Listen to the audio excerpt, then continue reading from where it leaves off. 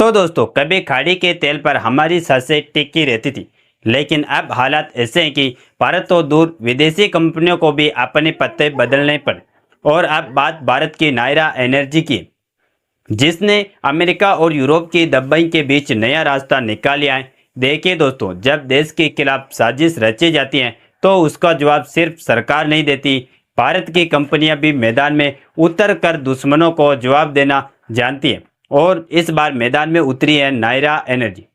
अब सुने असली खेल क्या है। अमेरिका ने रूस पर सेशन लगाया, जिसके बाद यूरोप ने रूस के तेल खरीदने वालों को धमकाया और इन सबके बीच निशाने पर आ गई भारत की नायरा एनर्जी, क्योंकि वह रूस से कच्चा तेल खरीद रही थी और उसे रिफाइन करके यूरोप तक भेज रही थी। क्योंकि अब सबसे बड़ी खबर आ रही है और बताया जा रहा है कि इराक से भारत में तेल आ रहा है, जिसे नायरा ने खरीदा और न सिर्फ आ रहा है बल्कि डिलीवरी भी हो रहा है। फिलहाल भारत की नायरा एनर्जी ने अचानक ये फैसला कैसे ले लिया और ये किस रणनीति का हिस्सा है, ये सारी जानकारी इस वीडियो में समझते हैं। नमस्कार दोस्तों, मैं राधेश्याम और आप देख रहे हैं KSR न्यूज़ 24। आप सबसे पहले देखिए दोगलापन। जब अमेरिका ने खुद भारत को बोला है कि रूस से तेल मत खरीदो, उसी समय अमेरिका खुद छुपकर रूस से फर्टिलाइजर ले रहा था और यूरोप भी LNG ले रहा था। लेकिन जब भारत की नायरा एनर्जी ने रूस से डिस्काउंट पर तेल खरीदा और उससे यूरोप को पेट्रोल डीजल बेचना शुरू किया, तब यूरोपियन यूनियन ने जल भूनकर बैन लगा दिया। यूरोप ने कहा कि हम अब नायरा और रिलायंस जैसी इंडियन कंपनियों से रिफाइंड ऑयल नहीं खरीदें। अब जरा सोचें, एक तरफ यूरोप इंडिया से FTA यानी फ्री ट्रेड एग्रीमेंट मांग रहा है और दूसरी ओर हमारी ही कंपनियों को टारगेट कर रहा है। क्या ये दोस्ती है या फिर आर्थिक दबाव की चाल? फिलहाल कुछ भी हो, जैसे यूरोप ने बैन लगाया, नायरा की रिफाइनरी ऑपरेशंस पर असर पड़ने लगा। रूस से आ रहा है डिस्काउंटेड कच्चा तेल तो था, लेकिन बेच कहाँ? लेकिन दोस्तों, यहाँ से शुरू होती है असली कहानी, जो कि आत्मनिर्भर भारत की। नायरा एनर्जी ने हार नहीं मानी, बल्कि एक ऐसा रास्ता चुना जिसने अमेरिका और यूरोप की आंखें खोल। जैसे ही यूरोप का बाजार बंद हुआ, नायरा ने इराक की तरफ रुख किया और तभी एक super tanker Iraqi crude oil लेकर भारत के गुजरात में नायरा की वादीनार रिफाइनरी में आकर खड़ा हुआ। अब समझे इस चाल को, किस रूस से तेल की सप्लाई बनी रही और अब इराक से भी सप्लाई शुरू कर दी। यानी चाहे अमेरिका सेंसर लगाए, चाहे यूरोप दरवाजे बंद करे, भारत की कंपनी चलना जानती है। अब आप पूछेंगे कि इराक को आखिरकार क्यों चुना गया, तो इसके लिए आपको बता दें कि दोस्तों, इराक कोई छोटा नाम नहीं, इराक अभी भी भारत का बहुत बड़ा तेल सप्लायर है। 2019 में ही रिपोर्ट आई थी कि भारत की जरूरतों का 20% हिस्सा अकेले इराक पूरा करता है। और यही नहीं, जब अमेरिका से भारत का तेल इंपोर्ट बढ़ता था, तब भी इराक की हिस्सेदारी कमजोर नहीं हुई थी। आज हालात ये हैं कि भले ही इराक से आने वाला क्रूड ऑयल थोड़ा घटता हो, लेकिन जब जरूरत पड़ी, इराक ही भारत की सबसे बड़ी ढाल बनकर खड़ा हुआ। तो आप पूछेंगे कि क्या यह भारत की रणनीति है? तो जवाब है बिल्कुल हाँ। आज नायरा जैसी कंपनियां भारत की विदेश नीति और रणनीतिक सोच का हिस्सा बन गई। रूस से सस्ता तेल लेकर भारत ने रिफाइन करके यूरोप तक बेचा।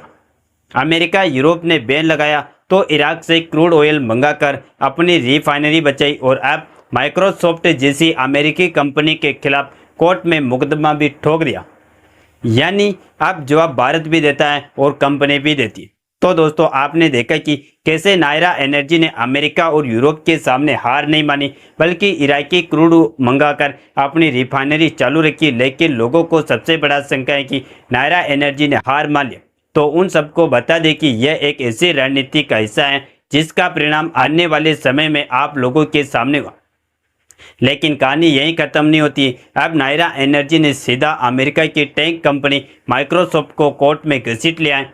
जी हाँ, जो अमेरिका हमें रूस से तेल खरीदने पर नसीहत देता है, अब उसकी ही सबसे बड़ी कंपनियों को भारत की जमीन पर घसीटा जा रहा है। तो दोस्तों, असल में मामला यह है कि नायरा एनर्जी ने माइक्रोसॉफ्ट के खिलाफ एक बड़ा कानूनी केस दर्ज कर दिया और वजह है कि माइक्रोसॉफ्ट का क्लाउड सर्विसिंग कॉन्ट्रैक्ट और उसमें हुई गंभीर अनियमितताएं। नायरा का कहना है कि माइक्रोसॉफ्ट ने उसे गलत सॉफ्टवेयर सर्विस दी, जिससे उसके ऑपरेशंस प्रभावित हुए। मतलब जब नायरा को अपनी रिफाइनरी बचाने की जिद करनी पड़ रही थी, उसी समय माइक्रोसॉफ्ट जैसी बड़ी अमेरिकी कंपनी ने उसके टेक्नोलॉजी इंफ्रास्ट्रक्चर में गड़बड़ी कर दी और अब नायरा एनर्जी ने भारत में माइक्रोसॉफ्ट को लीगल नोटिस भेज दिया और केस कोर्ट तक पहुंच चुका है। और कमाल की बात यह है कि अमेरिका की माइक्रोसॉफ्ट को झुकना पड़ा और आप खबर में देख लीजिए कि 12 घंटे के पहले ही उन्हें सर्विस दोबारा से चालू करनी पड़ी। आप जरा सोचिए, एक और अमेरिका चाहता है कि भारत की कंपनियां रूस से दूरी बनाए, दूसरी ओर उसकी ही कंपनी माइक्रोसॉफ्ट भारत की कंपनी का नुकसान करे। भारत जब अमेरिका से व्यापार करना चाहता है तो उसे टैक्स की धमकी दी जाए। भारत की कंपनियां जब वैश्विक बाजार में आगे बढ़ती हैं तो सेक्शन और केस का डर दिखाया जाता है। लेकिन अब जब भारत की कंपनी अमेरिका की कंपनी पर मुकदमा ठोक रही है तो ये दिखाता है कि अब भारत झुकता नहीं, सीधा मुकाबला करता है। जहां नायरा एनर्जी का ये कदम सिर्फ खुद की लड़ाई नहीं, यह एक संदेश है हर भारतवासी कंपनी की ओर से अमेरिका की दादागिरी के खिलाफ। आज रिलायंस, नायरा, ओएनजीसी जैसी कंपनियां दुनिया के नक्शे पर भारत को आगे ले जा रही है। यह न सिर्फ ऊर्जा ला रही है बल्कि दुनिया को कूटनीतिक जवाब भी दे रही है। और अब भारत की आईटी टेक और डाटा फील्ड की कंपनियां भी माइक्रोसॉफ्ट, अमेजॉन और गूगल जैसी विदेशी कंपनियों को आंखों में आंखें डालकर जवाब दे रही है। तो दोस्तों, अब बात करते हैं उस तीसरे और सबसे खतरनाक मोर्चे तेल युद्ध के, उस चक्रव्यूह की जिसमें अमेरिका ने भारत को फंसाने की पूरी कोशिश की, मगर भारत ने इराक और रूस के साथ मिलकर पूरा खेल ही पलट दिया। अमेरिका का असली प्लान भारत को तेल खरीदने से रोकना और रूस को अलग थलग करना, क्योंकि 2022 में रूस यूक्रेन युद्ध शुरू हुआ और तब से अमेरिका और यूरोप ने हर देश को धमकी दी कि कोई भी अगर रूस से तेल खरीदेगा तो उस पर सेक्शन लगाए जाएंगे। अमेरिका की नज़र भारत पर थी क्योंकि रूस का सबसे बड़ा ग्राहक बन चुका था भारत। दरअसल सस्ता क्रूड भारी मात्रा में सप्लाई और तेल रिफाइन करके यूरोप को एक्सपोर्ट करना, भारत इस पूरे खेल का मास्टरमाइंड बन गया था। लेकिन अमेरिका की चाल थी भारतीय कंपनियों को सॉफ्टवेयर, बैंकिंग और ट्रेडिंग सिस्टम के जरिए ब्लैकमेल करो। लेकिन मुसीबत से निकलने और राजनीतिक फैसले लेने का असली मास्टरमाइंड तो भारत के पास ही है, क्योंकि जब नायरा पर सेक्शन की तलवार लटकाई गई थी तो भारत ने भी बैकअप प्लान निकाल लिया। इराक भारत को हमेशा से भारी मात्रा में कच्चा तेल सप्लाई करता रहा, लेकिन हाल ही में जब रूस पर प्रेशर बनाया गया तो भारत ने इराक से सीधे सुपर टैंकर के जरिए लाखों बैरल तेल मंगवाया। सोचे वो नायरा एनर्जी जिसकी रिफाइनरी बंद हो रही थी, आज उसी वडीनार रिफाइनरी पर इराकी क्रूड से भरा सुपर टैंकर खड़ा है। 20 लाख बैरल से ज़्यादा क्रूड एक बार में उतारा गया और अब नायरा की रिफाइनरी फिर से 100% कैपेसिटी पर चल रही है। बाकी इराक से तेल खरीदने के फैसले पर आप क्या कहना चाहिए? आप अपनी राय कमेंट में ज़रूर बताएं और इस वीडियो को एक लाइक करके अपने मित्रों तक शेयर ज़रूर करें ताकि उन्हें भी जानकारी मिल सके। इसी तरह और भी नॉलेजेबल वीडियो देखने के लिए हमारे चैनल KSR न्यूज को सब्सक्राइब करके बेल आइकन को ऑल पर जरूर सेलेक्ट करें।